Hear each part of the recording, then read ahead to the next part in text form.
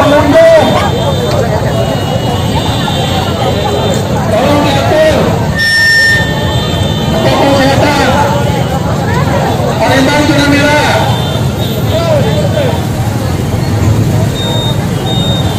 Kalau tidak bisa diatur, kita akan bubarkan. Wahai saudara-saudaraku yang sedang kongko-kongko dan cuap-cuap, sadarkah bahwa corona itu ada di sela-sela kalian? Kalian berkerumun, bercerita tanpa menggunakan masker, serta duduk tanpa jarak. Wahai saudara-saudaraku, ingat, kalian punya keluarga yang menunggu di rumah. Apakah kalian akan membawa pulang ke rumah corona itu?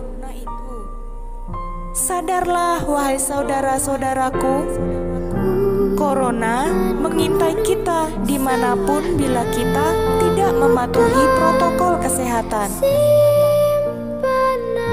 Wahai saudara-saudaraku, tahukah kalian zona merah sedang melanda kota Palembang?